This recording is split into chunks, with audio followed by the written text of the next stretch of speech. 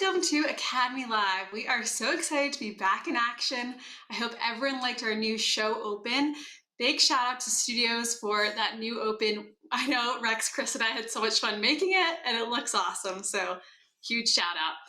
We've also made a few changes to the show. It will now only be 30 minutes and will be live every other week. So, we hope you join us for our next live show, which will be February 25th. Our guests today are James LaVine, Senior Executive Coach at Pax8, and Rich Richardson, Executive Coach at Pax8. They're going to tell us all about the new security coaching program. So let's say hi to everyone and bring everyone on. Man, I am excited to be doing this show today with James LaVine and Rich Richardson. There's some of like the coaches that have been working on the security program for well over a year, working with some key partners to kind of test what we're thinking is going to work and proving out that it is. And really, without further ado, I'm going to hand this over to Mr. James LaVine and Mr. Rich Richardson. Great. Thank you, Rex. Thank you, Bessie. Thanks for having us. We worked really hard on this, and we're finally here to reveal something pretty cool. It's a new offering at Pax8 Academy, and it's been something that's been on the back of people's minds and on the back burner for a while, and we finally were able to develop it and bring it to fruition. So my colleague, Rich Richardson, he comes from a cybersecurity background with a very large MSP at one point, and that's all he did. He was a director of it on a nationwide basis. We both are veterans, Army veterans, and we both have a military intelligence background. And so it was just a natural fit for us to come together because we already have that security mindset, that lifestyle kind of thinking. And here we are as coaches, and we were the natural fit. Let's build this thing and let's go. Rich, why don't you start up our program here? Show the next slide, and let's start talking about this. Sure. As James said a little bit, the origins. We had a lot of partners that are talking to us in our daily meetings as James and I are on stage and doing presentations. A lot of partners are coming and asking about security, that the industry is saying that they need to develop and implement a security program, no matter what their size, no matter what their maturity is. And so we really sat down with a lot of them, put some stuff together, and I think we have a really good program laid out in front of you here. Next slide. Yeah. Thank you for bringing that up. So there was a lot of misconceptions and confusion out there, and everybody wants to get into the practice, and people want to make $1 million, and there's all these reasons why they want to start one. But it really comes down to, is it just about buying some tools and thinking that's going to get you set up and in place? What are the reasons why we start a practice? Do we already have one? Do we think we have one?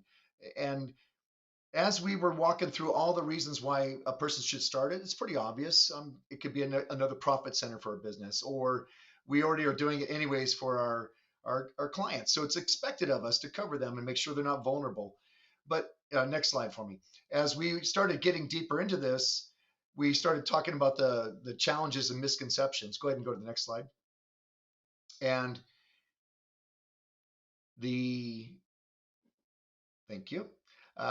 The big thing was the misconceptions. And one of the reasons we built this out was to challenge these misconceptions, dispel the mistruths that are out there, and really get them to focus on what is the reality of building this out. I built it in my business years ago. I know Rich was also in his, and it's not as simple as people think.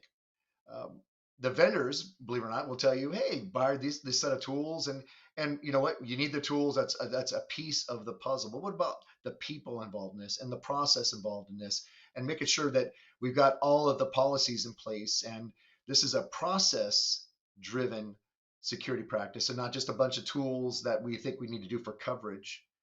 And so, Rich, I don't know if you had some ideas on the misconceptions, but we listed just a couple here. There was actually quite a few that we got while we were on stage.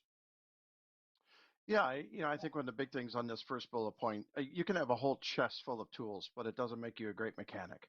What really is going to set you apart, differentiate you from other MSPs that are starting up a security practice is how you use those tools, building processes, building procedures, policies around that, and the constant ongoing management of that program. And constantly, this is an evolving world. Every day, every week, there's changes. The threat actors are changing. The threats themselves are changing, adapting. Staying on top of that and really spending and doing your due diligence to always, always, always be out in front of that. Some of the misconceptions, just going down the line, that cybersecurity frameworks are too complex to implement. That's really not true. Regardless of the size, regardless of your maturity level, you can start relatively simple, using and following the CIS controls as an example, and you can continue to build on top of each other and layer that. It isn't easy, but it isn't going to be complex, and it's not and shouldn't be frustrating. Another misconception that clients won't pay for the advanced security services. Again, as we give them education and show them the ROI and show them, as they themselves become more secure and they themselves start living what we call the security lifestyle and how it's going to benefit them, they're going to accept and they are going to happily get on board with the things that you're going to offer and the things that you've put together in house and taking it to your clients. Um, Now, another misconception being that a security practice will quickly generate a profit. Not so much. This takes time to do it right. It's going to take time to put the program together. It's going to take time to get your team together, time to train, time to build your security profile in house, get everybody on the same page, and get everybody living, again, that security lifestyle. Mm-hmm. Um, and you can start with the team that you have now. You don't need to go out and hire CISSPs. You don't need to go and hire, high paid security folks. Look around. You're going to have people on your team that are constantly already staying on top. They're looking and they're seeing the different things from CISA. Other places are going to give security reports. They're the folks that are going to look deeper into a problem when there's an incident ticket. They're going to look for root cause. They're the folks that are always going to do the right thing, regardless of how hard that is. And it starts right there with the team that you have already in place. James, what do you think? Anything else? No, that's it. You said it perfectly. Thank you so much. Next slide, please.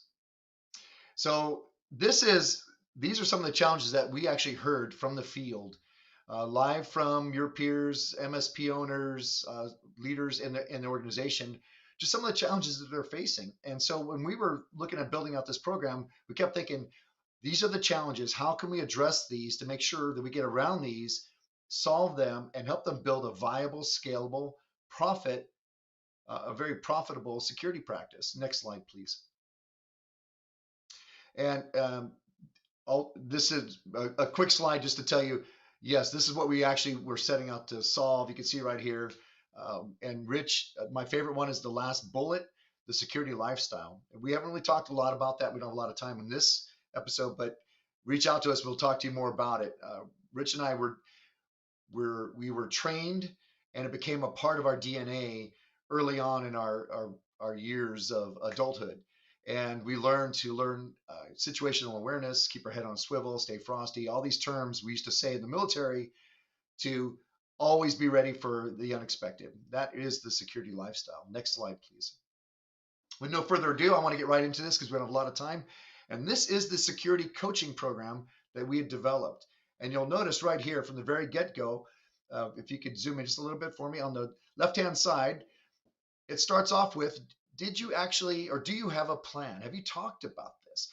Are you just jumping right into this and slapping some tools in there and say, okay, we are now offering security offering, and here we go. But didn't really weigh out the cost. I like to say you're building a building, but did you actually figure out what the plans are and the cost to build this building? Or are you going to get caught later with, well, sorry, I can't afford to build it out, and all that entails, right? So as you go down this left-hand side, strategic planning, the first thing we talk about in coaching, and this came from our security partner advisory council. We met with them and talked, and they said, we love all this, but we got to talk about right up front, weigh the cost of the capital, not just the money, but the resources. And can we actually even build this thing out? Or should we partner? Should we acquire? Should we look at merging? What are all our ways we can build this out, this practice? What do we do with our limited resources? And so right from the beginning of the coaching, we go right into this, and we got to make sure this is brought to the surface, working through some spreadsheets, working through numbers, and make sure this is actually viable for you. Then on a strategic level, this is still on that leadership side, your mission, vision, values, looking at your existing client base, rating them. Who do we have? Do we actually have the right kind of coverage? What kind of clients do we actually have? And then at that point, okay, we have an idea. We want to start this practice within 6 months, 3 months, 90 days, whatever it is. We come up with some type of proposed target date. Your coach would work through this with you and make sure it actually is reasonable and viable. Then we get into what I would consider probably the hardest part of developing a security practice. We've got the operations in place, but now we're getting into the weeds of this, choosing a framework. Rich, do you have anything you want to say on choosing the framework? Well, just what we really try and base it on as you choose your framework is going to be, and part of what we do in that first column, where we're going to look at your existing clients and we're going to determine what is the best framework that fits my clients and their needs. And that's what we want to implement, so that when we go out in front of them and we sit down and have conversation with them around what a security framework is, we're living that ourselves. We've implemented our processes, and a big part of them, what we want to do is take all of the things that we're living over to our clients. We go back to that first slide with some of the reasons to start a security practice. What we really want to do is reduce risk, and that begins Mm-hmm. with us. What we want to start is, and reducing risk is not just reducing the risk of a threat actor and an incident in our environment. We want to reduce the risk of litigation, and we want to reduce the risk of some adverse to our reputation. And as we take that and move it forward, on the other side of the reputation is, by implementing these frameworks and by really building this program, we're going to build a reputation as a very strong MSP that understands what security is all about. And we're going to be able to take that to our clients and build our client base off of that, because we've become a very trusted, competent MSP. Yeah, well said. So as we work down the framework side, once you've chosen a framework and with your coach, we work through this, what is best for you and the client base that your targets you're going for, the prospects, how are you going to get that right kind of coverage? Then it's going to get to the next piece, which is all about the people. Do we have the right people on the right seats? Do we have the right certifications? Are they the right people that's going to take this framework and not only do we live it in house, but are they the right people who's going to move the organization to help us build this practice? And that's something that needs to be talked about and brought to the surface. And then the process of hiring, and how does that look? All that's part of the coaching process. And then we get into the next piece, which is probably the easiest of all of it, which is now making addendums to our operations. How do we handle incident response? We have this team in place and this framework and controls. Now what? And so we start looking at the operations piece. Now, I need to pause here because you're going to see this green line. Everything prior to that was internal. This is eating your own dog food. This is literally building a security practice that you are living by, like Rich said, and going external with this. Now, at this point, on the other side of the green line to the right is all external. Now we're getting ready to take what we've been doing. We've worked through it all. We got the process in place. We built the policies. We linked it to whatever framework. We got the right people in the right seats. Now let's create our offering. What is the right offering, the right coverage as we move forward? How do we identify that? Do we actually have it? Is it comprehensive? Are we looking fully at all that's needed, not just on the compliance level, but and full security? Do we have them priced profitably? Are our agreements priced profitably? Do we have enough margin here to build a practice, right? Because it's great to go out and protect, but if we don't have enough profit, you don't have a profitable business. You can't hire, you can't expand, you can't grow, and you're actually doing yourself and your clients a disservice. So we get into that. We talk about that. It's a big piece. Then, now that that offering is ready to go, what is our target client profile? We talk about this, the sales side of this. How are we going to create a plan and go into the marketplace and have these conversations and meet with our prospects? Make sure they understand we've done all this work, we're ready. Let's make sure it is what they want to hear, and we get that marketing strategy in place, right? Market to message. Then the last piece is we built all this out, we're ready to launch. We go through a last set of checks. Did we go through legal? Are we understanding fully all of the implementation costs with our vendors? We said we got these tools, we've been eating it, they've made some changes.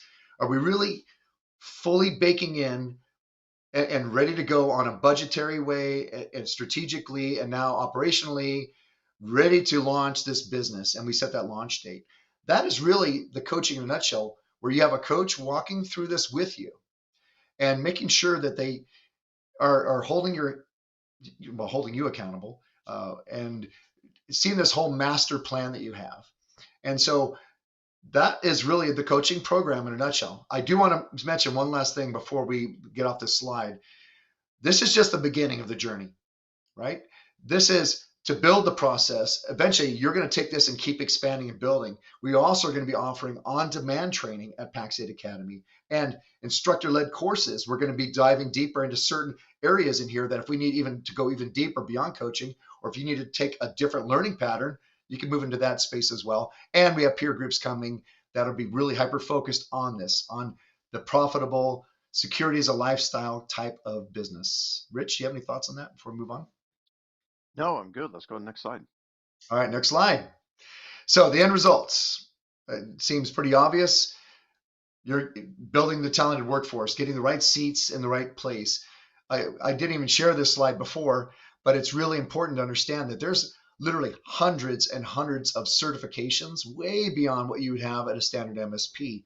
And so even something like this, of picking that framework and the end result of getting the right person here and building out this team that's culturally aligned, mission aligned, and the values are in alignment, and having that security as a lifestyle mindset is going to be a game changer that will actually differentiate you from your peers, right? From other MSPs out there who are not doing this or who have not built a practice. That's another great end result. Anything you want to add to that?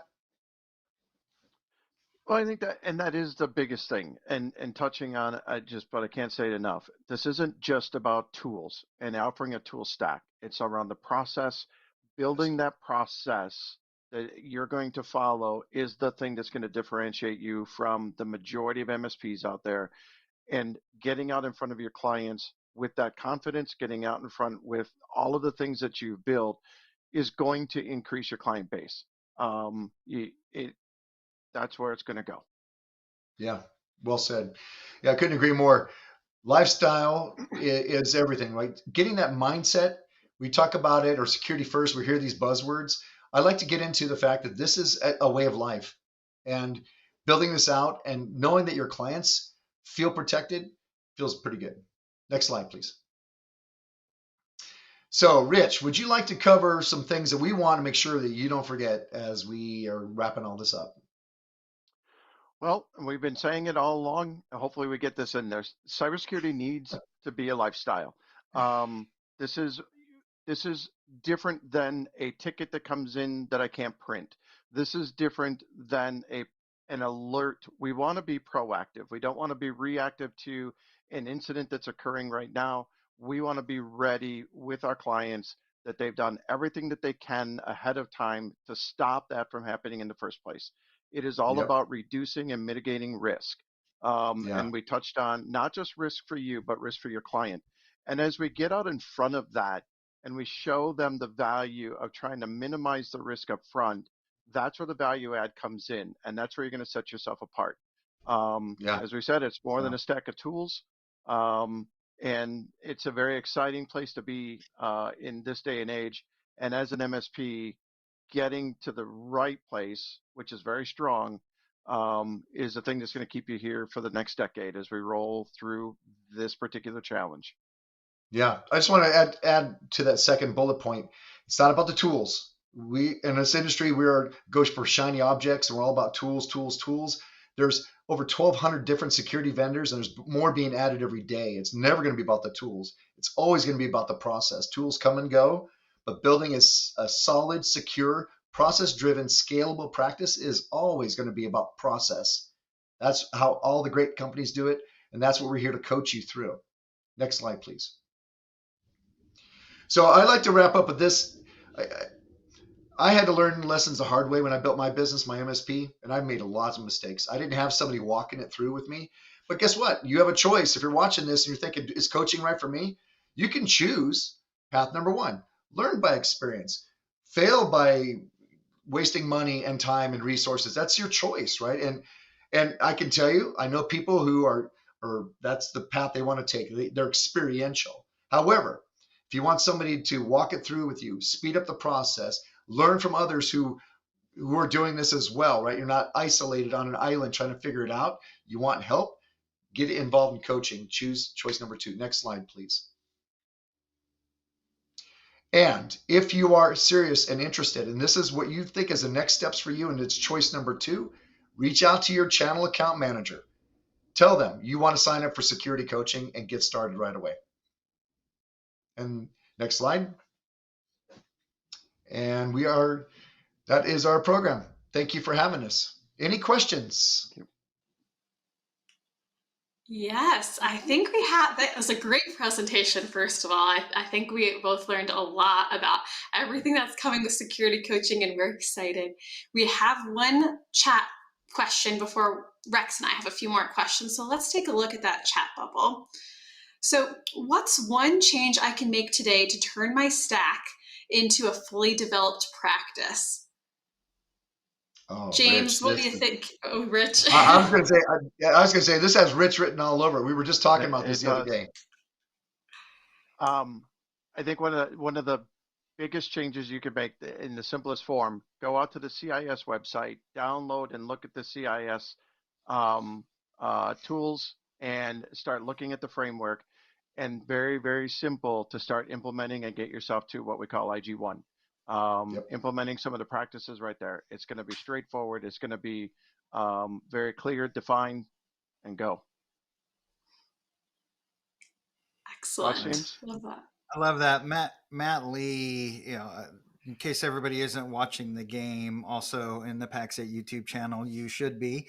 But Matt Lee is all over the CIS controls and been working really hard on mapping all of the different products in the PAX 8 marketplace to the different controls. And so definitely be taking a look at the work that Matt's doing there as well.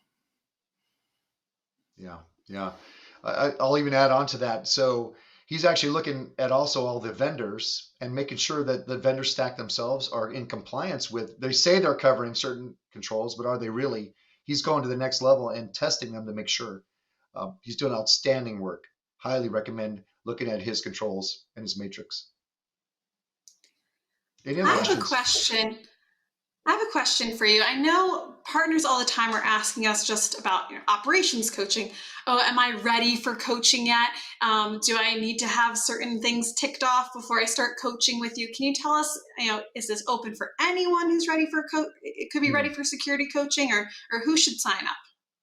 Yeah, that is a great question. And thank you for bringing this up. It's really important to understand that we want you to be at least operationally mature to start, because this is really like being a doctor, like a general practitioner doctor. Operations should be, you've got your degree, it's dialed in, it's profitable, and our ops coaching will take you there. Security really is like becoming the specialist. You're already a doctor, now you're a specialist, and we're adding on top of what you've already learned and how you built your system, and we're adding even more processes on top of it. So one, you should be, and Rich, feel free to jump in on this one. I would say we're 8 to 12, maybe more employees, tech employees, and having several $1 million in revenue, because it's going to cost you money to develop this practice. Also, you want to be operation mature, have your PSAs, have your processes in place, because once you start getting incident tickets, incident responses, you have to have a process of how to handle these within a timely manner, or you could find yourself in some serious trouble.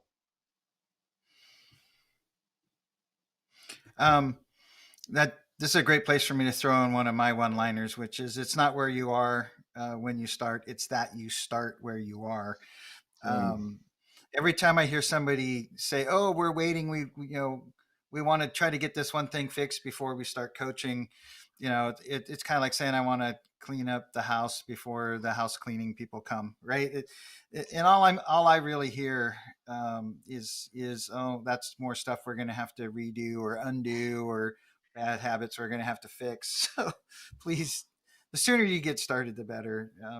And that's true whether you're looking at the on-demand enablement, or the instructor-led training, or the peer groups, or the one-on-one coaching. Yeah.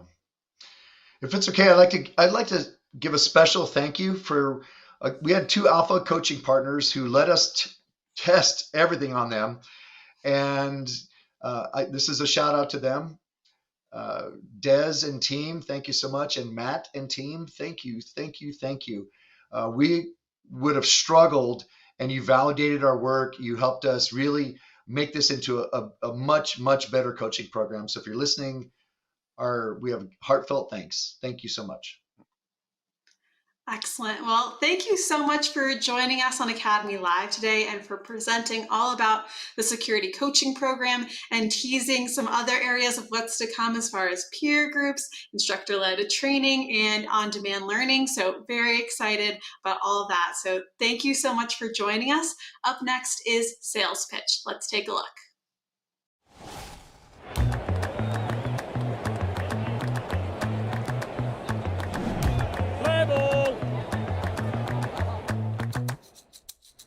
I love baseball and I love the Baltimore Orioles. The question I have is, why do salespeople love their prospects so much? Remember back in middle school when you liked somebody, you'd send them a little love letter to that crush during Valentine's Day to see if they felt the same? The old-fashioned check yes or no to see if your middle school crush likes you back. Salespeople love to send love letters to prospects, then they get nothing back. I'd love to get to learn more about you and your company. I'd love to hear back from you. I'd love to meet with you. Newsflash, this isn't a George Strait song asking prospects to check yes or no. Stop begging. You look and sound desperate. So, let's touch all the bases on what not to do and then what to do and what to say. 1. We're in sales, not in marketing. Stop sending cold emails with your sales pitch and some fancy subject line. Sending spam all day is not going to generate any interest. 2. Build a know, like, and trust relationship. See if you know somebody that they know. Get introduced to them. Have a friend vouch for you and send a request over to this person to say, hey, you should talk to this person and give them 5 minutes of your time. It's worth it.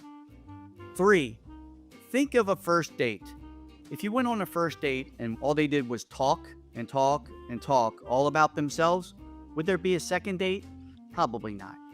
Learn how to ask good questions. Learn how to have a conversation, i.e., learn how to sell. 4. Provide value and build familiarity. Focus on a couple target industries, learn about their business, how they make money, how they can lose money, how technology you provide gives them a competitive edge. Have conversations around that. Invite them to events, webinars, and share how you drive results for their competitors. Getting a meeting and starting a conversation is a lost art. Stop begging somebody who doesn't know, like, or trust you to go on a date with you or fall in love with you. To learn more and master how to be better at this, go to academy.pax8.com. We can help.